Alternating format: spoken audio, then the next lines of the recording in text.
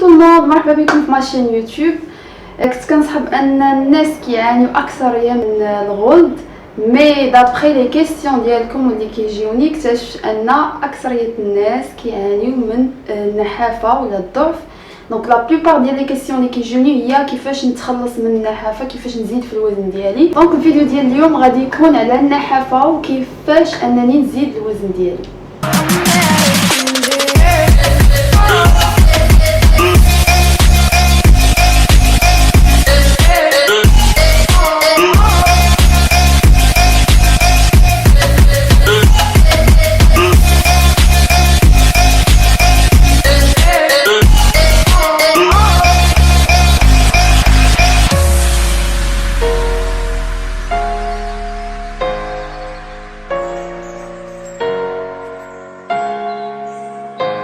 Donc je vous invite tout le monde انكم تتبعوا مي ريزو سوسيو، فيسبوك، انستغرام، سناب شات. انا غادي نخليه لكم هنا لتحت في لابار دانفو.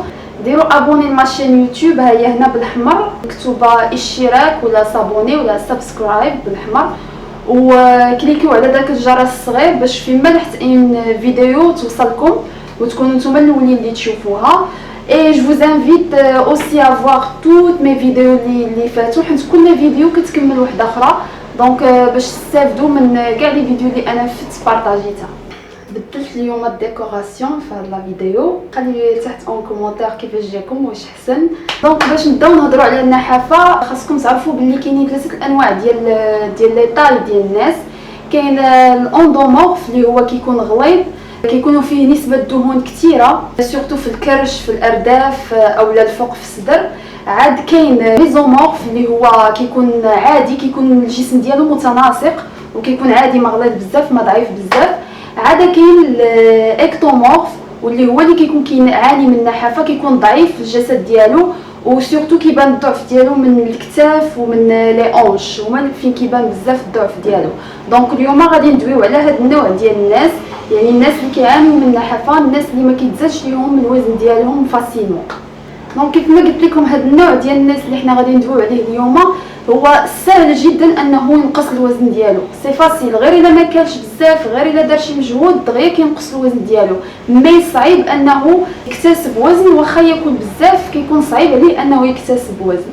ولكن اليوم غادي نشرحوا كيفاش ممكن انه يكتسب الوزن ديالو، انه يزيد في النسبه ديال العضلات والدهون. دونك ندويو بعدا على شنو هما الاسباب اللي كيخليو ان الانسان يكون ضعيف. دونك كاينين جوج الاسباب، كاين اسباب عضويه وكاين اسباب نفسيه. من الاسباب العضويه هي اولا انه كيكون وراثي. كاين سبب اخر اللي كيكون عنده مشكل في الغده الدرقيه، كيكون عنده الحرق، يعني عمليه الهضم ديالو كتكون سريعه جدا، يعني دغيا كيحرق الدهون، زائد سبب سوء التغذيه. اما الاسباب النفسيه فهي ستريس، الاكتئاب، الناس اللي ما كينعسوش بزاف اولا كيسهروا، وهذا الشيء كيؤدي الى فقدان الشهيه. دونك بالنسبه للاسباب اللي كتكون عضويه ولا نفسيه واللي هي يعني مشاكل، فهاد الناس خصهم انهم ضروري يراجعوا الطبيب، لان هاد المشاكل ماشي مشاكل عاديه اللي كتحل فاسيلمون. دونك كنصحهم بانهم يشوفوا الطبيب. قبل ما ندويو على الحلول ضروري ما غادي نهضر لكم على انواع الدهون او الخلايا الدهنيه اللي كتكون عند الانسان. فكاينه جوج انواع ديال الخلايا الدهنيه، كاين الخلايا الدهنيه البيضاء اللي هي كتمثل تقريبا 90%، وكاين الخلايا الدهنيه اللي هي بنيه وهي كتمثل 10%. هاد الخلايا البنيه كنلقاوها اكثر عند الدراري الصغار، لانها هي اللي ما كتخليناش نخزنوا الدهون، وانما كتعاوننا في عمليه الحرق. يعني كل ما خدينا الدهون كل ما كتحرق اكثر، كل ما كنحرقوا السعرات الحراريه اكثر. باغ هذيك الخلايا البيضاء هي اللي كتخزن الدهون، هي اللي وقت ما كلينا كناخذوا احتياجاتنا ولو ريست كتحولوا على شكل الدهون. وجوز انفيت انكم تشوفوا الفيديو ديالي اللي قبل ديال السعرات الحراريه باش تفهموا اكثر. الناس اللي كيعانيو من النحافه كتكون عندهم هاد الدهون البنيه او الخلايا الدهنيه البنيه كثيره بزاف، واللي هي المسؤوله على تحويل الدهون الى طاقه. سكيفي ما كتخزنش الدهون وانما كتحولهم الى طاقه. دونك بنادم عمرو ما كيتزاد في البوا ديالو. بالنسبه للحل كاينين ثلاثه الحلول او لا حلين الا ما كانش مشكل كبير. دونك هاد ثلاثه الحلول اللي كاينين هو ان الحل الاول انه اذا كانوا مشاكل صحيه اللي تكلمت عليهم قبل، فهنا من الضروري انكم تراجعوا الطبيب. الحلول الثانيه، جوج الحلول الثانيه اللي هي نظام غذائي خاص بالنحافه وتمارين يعني سبور مي سورتو تمارين مقاومه ولا تمارين الحديد يعني الميسكولاسيون. بالنسبه للنظام الغذائي ديال النحافه فهذا الموضوع غادي نتكلم عليه في الفيديو اللي جاي. غادي نتكلم على كيفاش انني نصوب النظام الغذائي الخاص بيا، سواء الا كنت باغي نغلاض ولا باغي نضعف ولا باغي نحافظ على الوزن ديالي، غادي ندوي عليه اون ديتاي.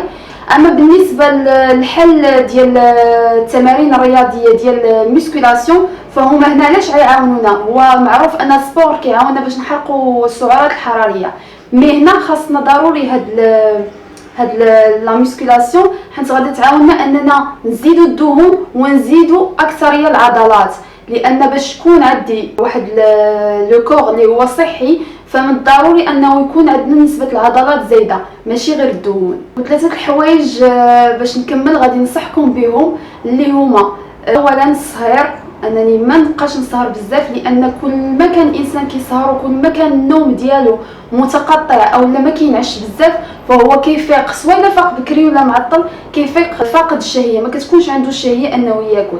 سكيفي كياكل حتى لوسط النهار، كياكل وسط النهار اون فان دو كونط كتلقاه كياكل وجبه وحده ولا جوج الوجبات في النهار، وهذا الشيء بيان سور ما غاديش يعاونك انك تغلط. ثاني حاجه اللي هي اننا نبعدوا على الماكله اللي ماشي صحيه واللي ماشي نقيه، سورتو اذا كانوا فيها الدهون بزاف، لان كل ما كلتي الدهون بزاف بويسكو عندك خلايا دهنيه بنيه كثيره، كل ما خديتي الدهون بزاف كل ما غادي تزاد عمليه الايض اي عمليه الحرق ديال الدهون، سكيفي ما غاديش تنفعك. دونك نحاول ناكل الاكل الصحي اللي غادي يستافد منه الجسم ديالي وتكون عمليه الحرق وعمليه الهضم بشكل عادي. دونك ثالث حاجه اللي غادي ننصحكم بها هي الالتزام. دونك نلتزم بالرياضه ديالي، بالماكله ديالي، يكونوا عندي بزاف الوجبات في النهار، ماشي نبدا البروغرام غير سيمانه ولا 2 سيمان نشوف ان بتي ريزولطا صافي نحبس، اولا ما نشوفش ريزولطا مازال ما شفتوش ونحبس. دونك ديما الالتزام ضروري ما غادي نوصل لوبجيكتيف ديالي. ديالنا رسالات، الا عندكم اي استفسار او اي راي خليوه لي تحت في لي كومونتير، خليو لي دي جيم دي لايك، ابونيفو ا ما شين، خليت لكم الراحه، باي باي.